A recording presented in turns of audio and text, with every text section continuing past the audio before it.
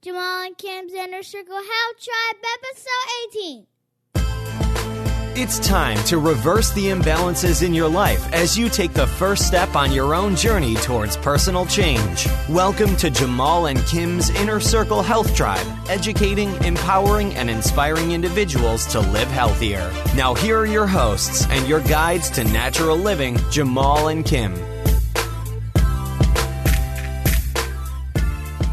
Hi, Kim and Jamal here, and welcome to another episode of Jamal and Kim's Inner Circle Health Tribe podcast. This is episode 18, and on these episodes, our Wednesday episodes, Jamal and I like to get on by ourselves, discuss the podcast of the week, and share any insights and anything else that comes to mind pertaining to our weekly podcast that we release every Monday. And I'm Kim, and I'm joined with Jamal. Greetings, everyone.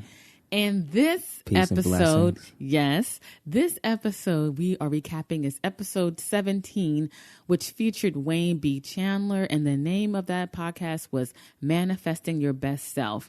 And we got a lot of great feedback on that episode. Listening to it, I think I listened to it about 3 times already. It was an amazing, amazing interview. And, you know, I share with Jamal sometimes that, you know, we enjoy recording this podcast. I'm so grateful that that we went ahead and learned how to do this and we're sharing this information with our community. But we also benefit from it because it's like we're sitting at the feet, for lack of better words, of people who are doing amazing work, who have done amazing work, and to pick their brain and to have like a personal conversation with them. And I'm so grateful to have this opportunity to do that. And Wayne Chandler has done some amazing work. And in this episode for this current week, Manifesting Your Best Self, we talked about some amazing things. And, you know, Jamal and I, we mentioned various times throughout our podcast that we have a wellness center in New Jersey, Life, Strength, and Health. And we've been in business for, you know, over 10 years. And I'm so grateful to be able to say that.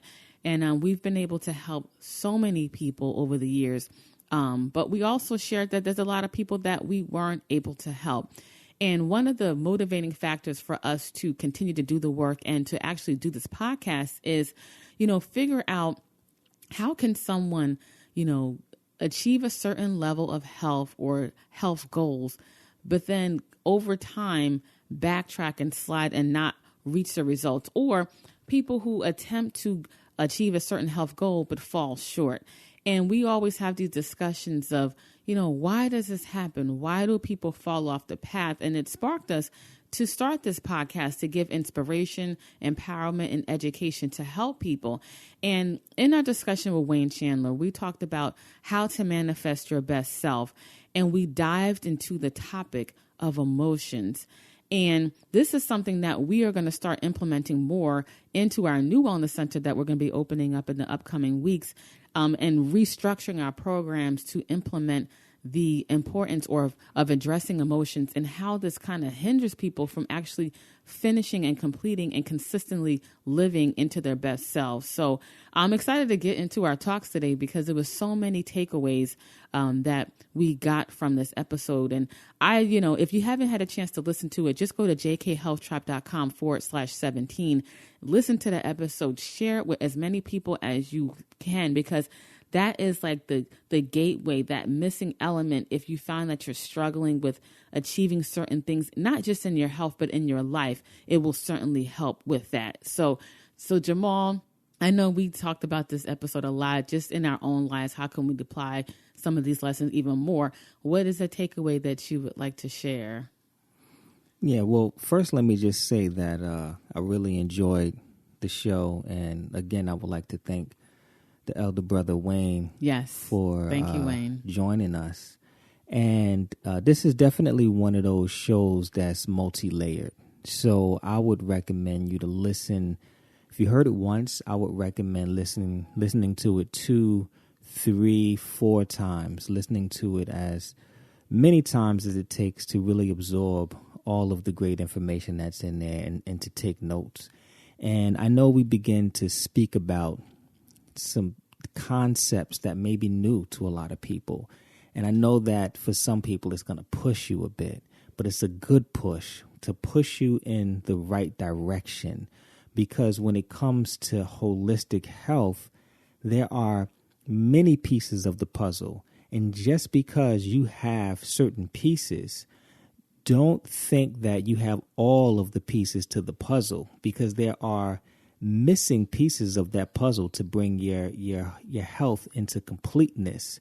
And a lot of times when we talk about mainstream health, we miss a lot of these pieces. So when we first decided to launch a holistic center, one of the things that we did was we studied a lot of the so-called holistic centers in New Jersey. We looked at the dynamics of these centers to decide, how could we best help people? Because for us, we have a passion for this. We didn't get into it for the money, because this was a big industry. We got into it because we had a serious passion for it. And it impacted our lives as well. Yeah, it had a huge impact on our lives. So we wanted to just look at the dynamics of how could we help people best. And, holistic, that is a buzzword. People throw that word around, holistic and holistic centers, but no real understanding of what that means. Sometimes you'll see a massage center, and it'll say it's a holistic center. And I'm not taking anything away from massage, because massage is an incredible practice that's needed. Mm-hmm. But if you're just doing massage, you're not a holistic center. You have places that do nutrition. And obviously, me being a nutrition specialist, I understand the importance of nutrition. But if you're just doing nutrition, you are not a holistic center. Mm-hmm. If you're just doing herbs, you are not a holistic center. A holistic center, it takes a multiple approach to your mind, your physical, your mental, your emotional, your energetic state, your lifestyle. So we wanted to have a real holistic center where we address those things. And when we first started out, because our backgrounds, mine is with, and both of us are with holistic health, but mine is more of a concentration in the nutritional aspect of things, and Kim's is more, in the beginning at least, more from the colon therapy and massage therapy aspect of things. Mm-hmm. So we added on nutrition, and we understand the importance of detoxification.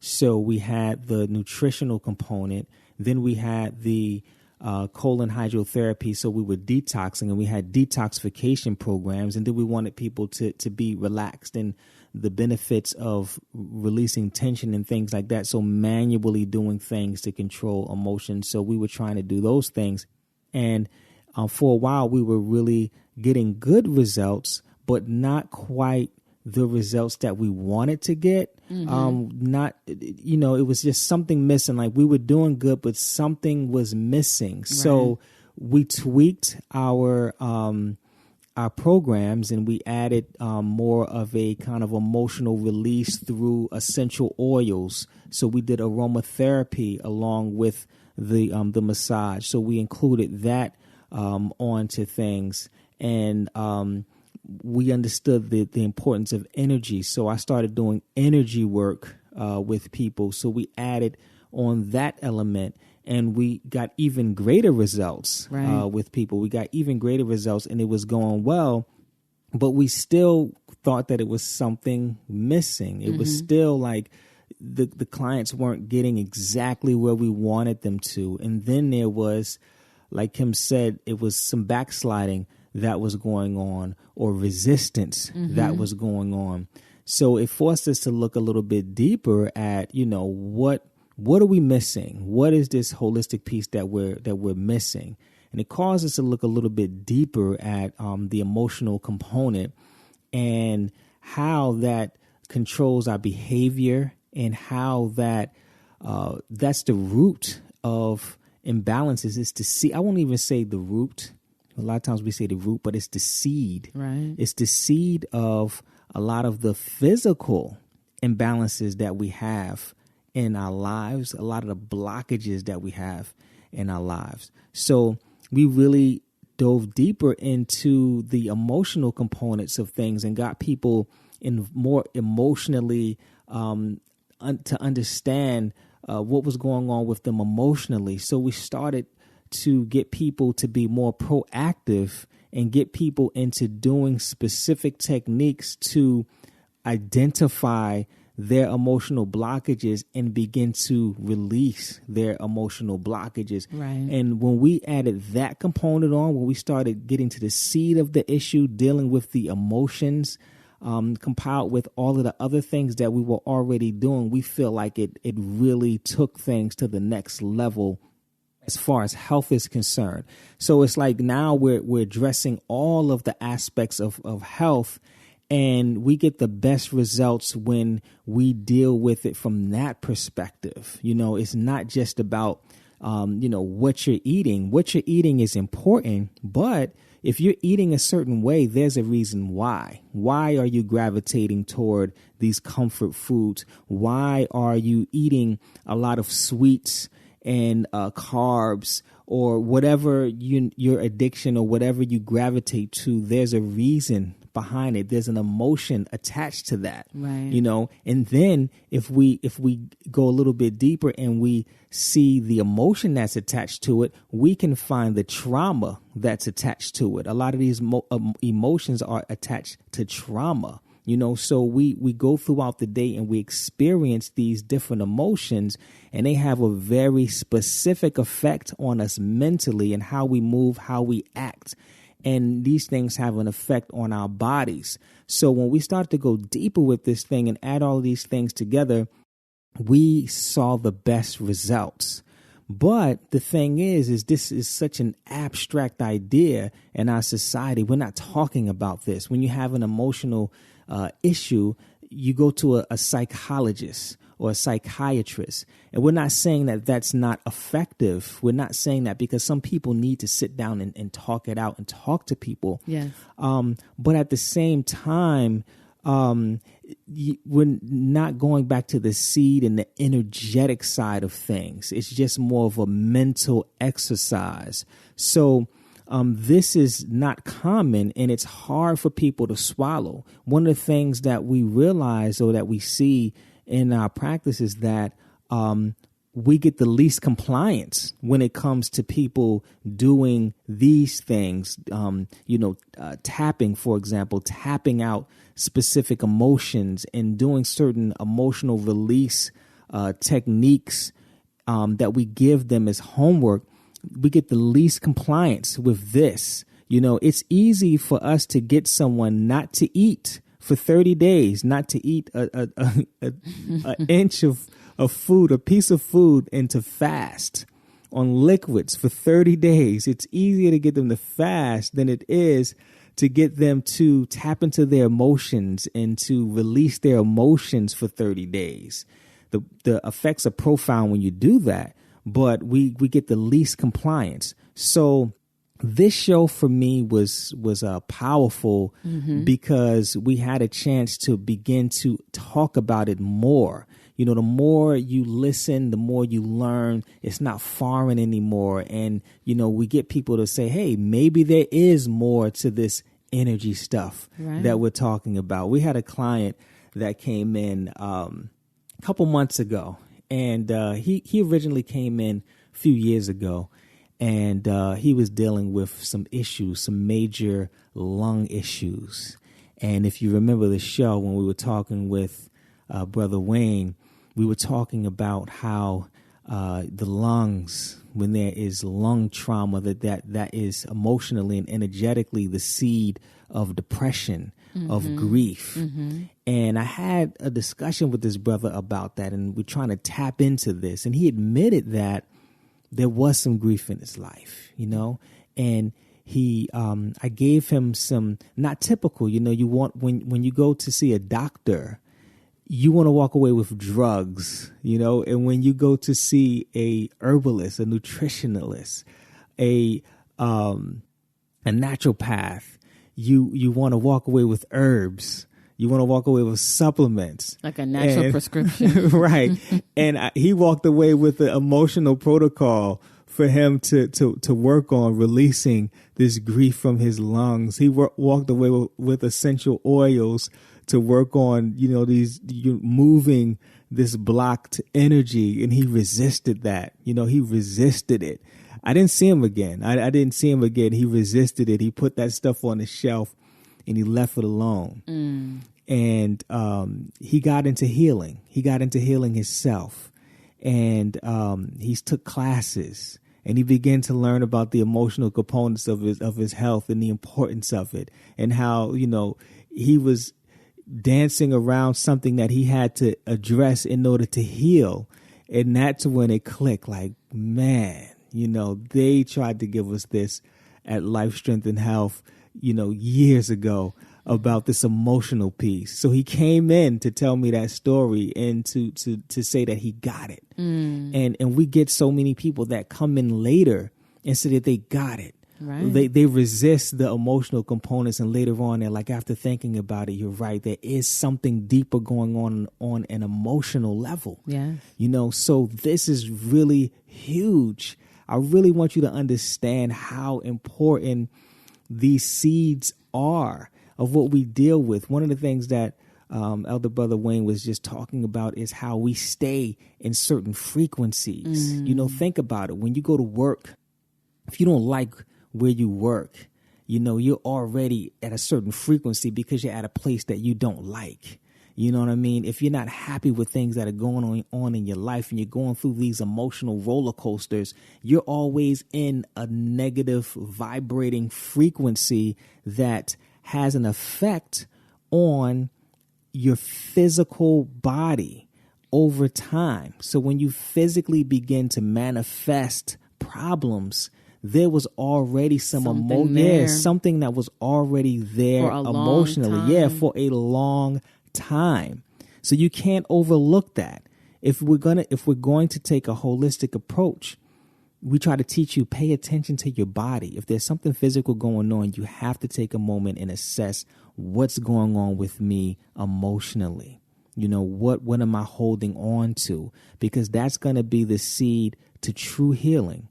And what we see is that when you ignore it, when you just focus on nutrition, if you just focus on exercise, you feel a little bit better, but that problem keeps coming back. People continue to have these reoccurring challenges because they're not getting to the seeds and the roots of the issue. So I really enjoyed the show.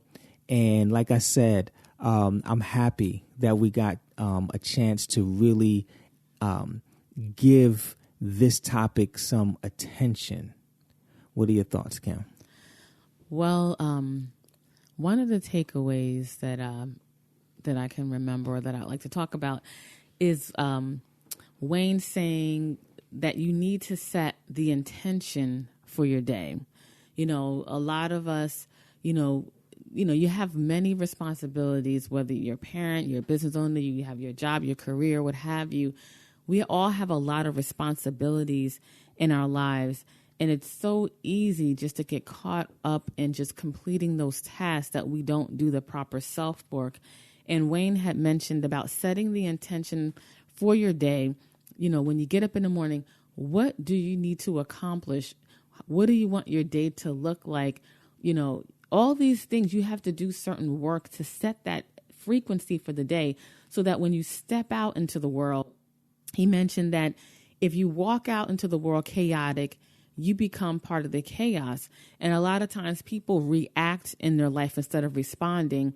It's always something going wrong. You're always, taking care of this problem, and not taking care of yourself, becoming overwhelmed, and then that manifests into poor eating habits, not taking care of yourself, not working out, not listening to your body. So I think that's so important. That was one of the key takeaways, especially being a mother. A lot of us mothers, we sacrifice ourselves and, we do it time in and time out for our families and our children, but it all starts with you. And when you set your intention for the day. When you raise that frequency, when you walk out into the world, the energy of the universe is going to conspire to your will instead of you reacting and problems always arising and you're getting stressed out. So that was one of my key takeaways. Yeah, and that was actually the biggest jewel of the show. Mm-hmm. Living your life on purpose, living your life with purpose, because there's a frequency. Each and every environment has a frequency. When you step out of your home, you're stepping into a frequency. You're stepping into a certain energy. And you're either going to get absorbed into that, or you're going to cause that reality to actually bend around you. You know, what is your purpose? A lot of times we get so caught up in just living, right? Just living, just surviving, that we're just going through the emotions of life and in the motions of life, and we're not really accomplishing anything that feeds us. We're not living into our life purpose. We're not doing that. So it's very important that before you step out each day, that you have your intention set on what it is that you're trying to accomplish for that day. And hopefully whatever it is that you're trying to accomplish is putting you closer to the things that you really want in life. We spend so much time for other people. You know, it could be people at your job. It could be your job working for others. It could be taking care of your children, taking care of your spouse, and just helping friends, just doing all of these things in life, doing for others and not fully doing for ourselves. So it's very important that you take some time each day to gather your own thoughts and to set your own intention, your own purpose of what it is that you want to accomplish for yourself every single day before you step out each day. I think that that's powerful to do. And, you know, some people may be asking, well, how do you set your intention? Like, what is that? Mm-hmm. And two of the most basic things, and Wayne discussed this because we always ask, what's the one thing that people can do to move them one step closer, I should say, to improving their health or living their best life. And two things is understanding the power of the breath and breathing properly and meditation. And, you know, we're going to have workshops at our center. Time and time again, we have many health experts come on and just talk about the importance of the breath, because your breath controls your mind. So if you can control your breathing, if you're aware of it, a lot of times people get anxiety and stress and they hold their breath, or they do shallow breathing and not long, slow breaths. I know for myself, whenever I feel myself getting upset or if I'm nervous, I always bring it down back to my breath. I don't care where I am, because it's something that people do not have to know that you're doing. Just breathing into the belly, inhaling and the belly expands, exhaling and the belly contracts, not breathing into the chest. That alone will help so many people to center themselves and be able to respond in their lives and not react, be able to control your emotions. And Brother Wayne also mentioned the importance of a 20-minute meditation, just centering yourself in the morning, that quiet time before you step out your door. It doesn't seem like it's a lot. It doesn't seem like it matters, but that is the missing element that we want everyone to understand. The power of the breath is everything. And I just want everyone out there to understand that. Yeah, I think that that's powerful. And, you know, a 20-minute meditation is good, but understand that you can start with a 1-minute meditation. 1 minute.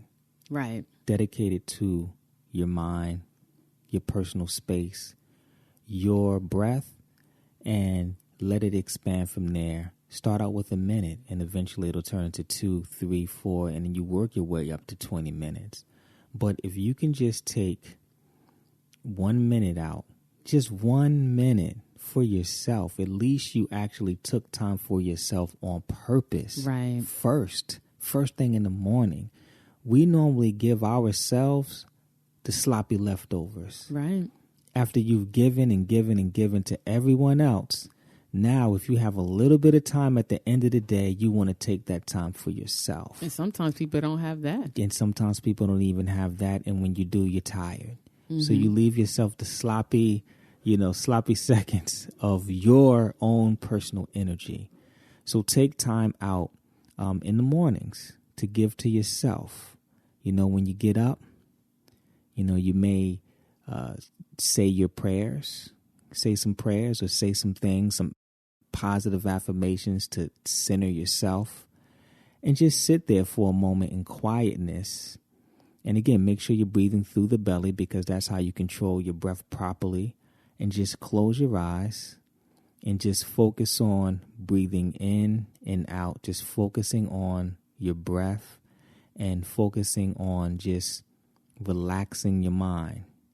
Just focus on the air going into your lungs, filling your belly, and just giving your body vitality and just letting it go. And just spend some time just doing that with yourself.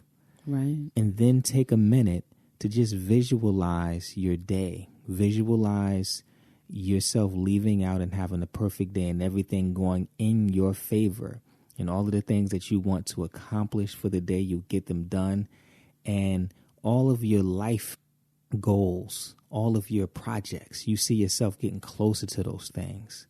So you can do that in 2 minutes, but at least you're taking time to send that message out to the universe that you put yourself first and that you're serious about cultivating yourself. That's a good place to start in 2 minutes. Right. Yeah. 2 minutes, just a little routine, day in and day out. As I mentioned in previous episodes, the one book, The Compound Effect or The Slight Edge, just talks about little consistent steps daily that add up. And if you do what Jamal just mentioned, that small exercise, it will change your life. But you have to keep putting in the self-work. So did you want to share anything else? Or Yeah, the last thing I want to say is, those 2 books that you mentioned are powerful. I definitely recommend people to get them. I also recommend people to get the book, The Alchemist, if you've never heard of that, because that book really gets into your life, your life's mission, your life's work, living into, in The Alchemist, they say your life's legend, and just knowing like your purpose and what are the things in life that you want to accomplish, and making sure that when you live your life, you're living yourself into that reality that you want to create, so that we get out of just living, just going through the motions. Just existing. Yeah, just existing.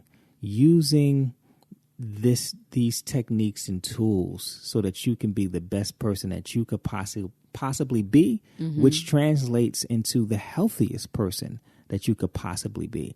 Because we live health to have a fulfilled and rich life, right? Not just to, for our bodies to feel good. If our bodies are feeling good, we can do more and we can focus more, of course, but it's all holistic and it's all kind of tangled together. So, I think that's it for me. I really enjoyed the show, and everyone, like I said, go back and listen to that a couple times, and hopefully you got as much out of it as we did. Yes. And as Jamal mentioned, just go to jkhealthtribe.com/17 to listen to that episode by Wayne Chandler. And don't forget to sign up for our email newsletter. We send that out each and every Friday. We share some great information in terms of educating, empowering, inspiring you to live healthier. And you'll also be kept abreast of all the things that Jamal and I have coming down the pike in the future. Okay, so until next time, live healthier. Peace and blessings, everyone. Stay focused and stay healthy. We hope you enjoyed your time with Jamal and Kim's Inner Circle Health Tribe. To keep you on your path towards a happy, healthier lifestyle, we encourage you to visit jkhealthtribe.com for a free copy of the 8 effective ways to lose weight and keep it off, as well as more content to help you find your health balance. Thanks again, and we look forward to educating, empowering, and inspiring you to live healthier.